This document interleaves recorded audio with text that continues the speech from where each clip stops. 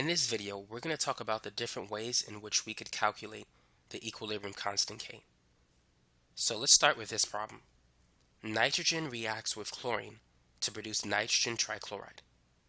At equilibrium, the concentrations of each gas were found to be 0.15 for N2, 0.25 for Cl2, and 0.50 moles per liter for NCl3. Calculate the equilibrium constant Kc. Now the first thing we need to do is write a balanced chemical equation. Nitrogen gas is diatomic, it's N2, and the same is true for chlorine gas. And it's going to produce nitrogen trichloride, NCl3. So we need a 1, a 3, and a 2. We have 2 nitrogen atoms on each side and 6 chlorine atoms on both sides. Now the next thing we need to do is write the equilibrium expression for Kc. So K is the ratio of the products divided by the reactants. So it's going to be NCl3, that's a product, it's on the right side, and the stuff on the left side, N2 and Cl2, that's going to go on the bottom. Now when writing the equilibrium expression, you need to keep in mind that the coefficients of the balanced chemical equation become the exponents of the expression. So we have a 2 in front of NCl3, so we need to put that on the exponent of this equation. We have a 1 for N2 and a 3 for Cl2. Now we're given the values at equilibrium, so we can plug this into this formula, and that's going to help us to calculate Kc, the equilibrium concentration constant. So the value for NCl3, that's 0.50, and so we need to square it. And then the value for N2, that's 0.15, and for Cl2, it's 0.25, but raised to the third power. So go ahead and type that in.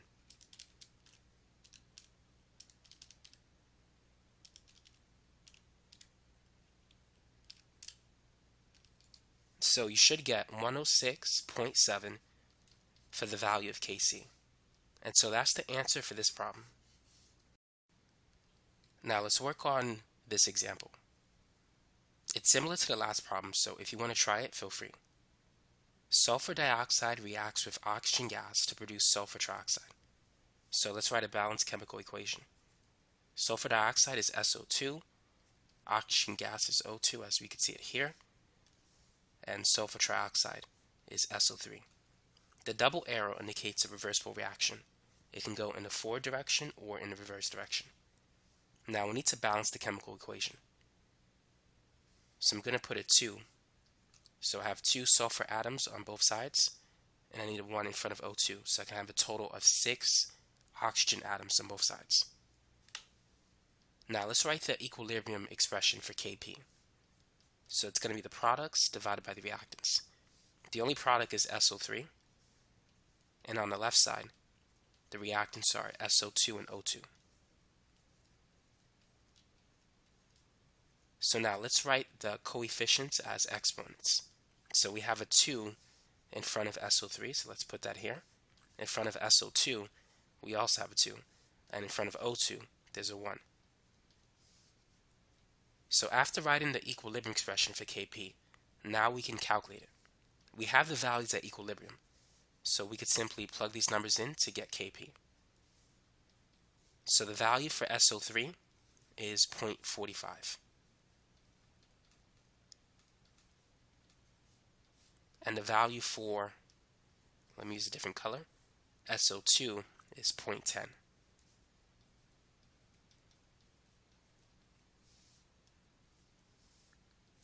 And for O2, it's 0.30. It goes in order. So I'm going to do the calculation one step at a time. 0.45 squared is 0.2025.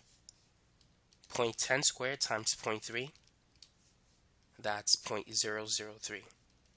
So 0.2025 divided by 0.003 is equal to 67.5. So that's the value of Kp, the equilibrium partial pressure constant. Let's work on this problem. Nitrogen monoxide reacts with oxygen gas to produce nitrogen dioxide as shown in the reaction below.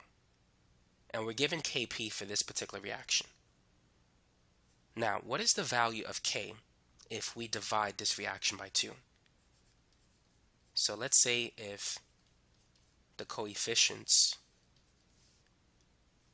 are 1, 1/2, and 1, what is going to be the new Kp value, which I'm going to call Kp prime?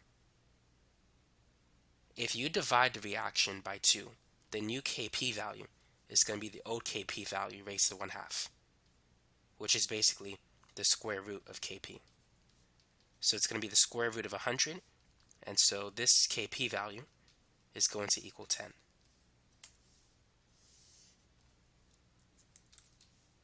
Now, instead of dividing by 2, what if we multiply the reaction by 2? So what is the Kp value for this reaction given the Kp value of the first one? So the new Kp value, since we doubled it, is going to be Kp to the second power.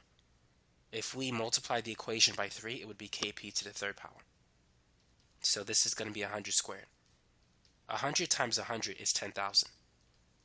So that's the new Kp value that corresponds to that reaction.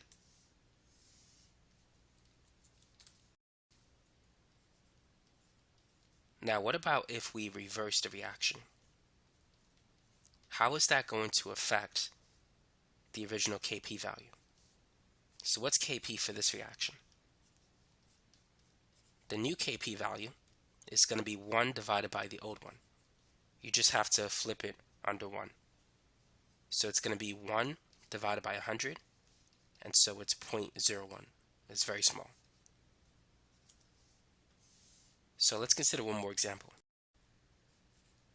Let's reverse the reaction like before, and at the same time, we're going to divide it by 3.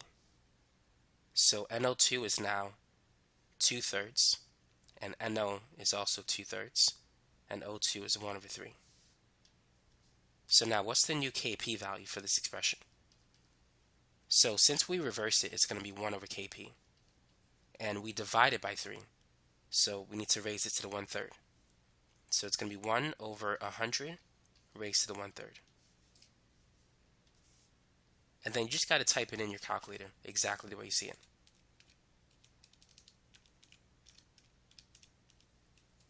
And so you should get 0.215 as your answer. So that's going to be the new Kp value for this reaction. Now let's focus on one more problem. 20 moles of NaCl is placed inside an empty 4-liter container. At equilibrium, 8 moles of Cl2 was found to be in the container. Calculate the value of Kc for this reaction. In order to calculate Kc, we need to find the equilibrium concentrations for every species in this reactant. We don't have that. What we need to do is write an ICE table. So at the beginning, the initial value of NaCl can be calculated. Notice that we placed 20 moles in a 4-liter container. So to calculate the concentration, it's moles divided by liters. So we have 20 moles of solute divided by 4 liters. So that's going to be 5 moles per liter. That's the initial concentration of NaCl. Now the container is empty, so we don't have anything for NO or Cl2. So we're going to place a 0 there. Now, because the products are equal to 0, the reaction has to shift towards the right. It cannot shift to the left. And so Cl2 is going to increase by some amount 1x. Now, notice the molar ratio between NO and Cl2. It's 2 to 1. So if Cl2 increases by x, NO is going to increase by 2x. And NaCl is going to decrease by 2x. As the reaction shifts to the right, the products will increase in value, but the reactants will decrease in value.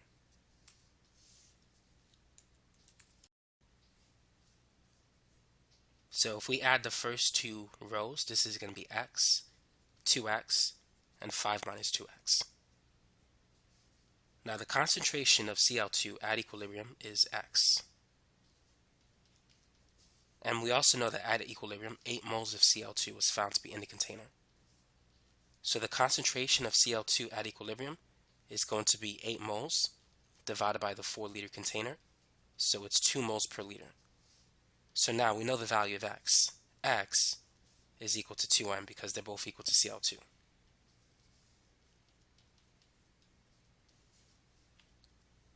So now we can find the equilibrium concentrations for everything else. For NO, it's equal to 2x. And since x is 2, that's going to be 2 times 2. So NO is equal to 4m. Now we can also calculate the equilibrium concentration for NaCl, which is equal to 5 minus 2x. So that's going to be 5 minus 2 times 2. So that's 5 minus 4. So it's 1 mole per liter at equilibrium.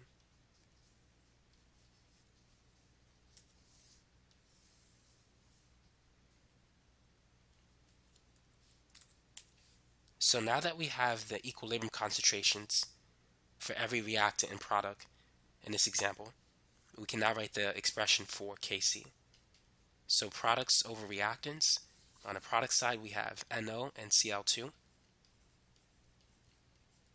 And for the reactant side, we only have NaCl.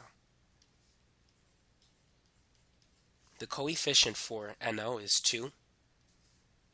The coefficient for Cl2 is 1. And for NaCl, that's 2. So now let's plug in the values. So for NO, that's going to be 4. For Cl2, it's 2. And for NaCl, it's 1. So 4 squared is 16, and 1 squared is 1. 16 times 2 is 32. So Kc in this example is 32. And that's the answer.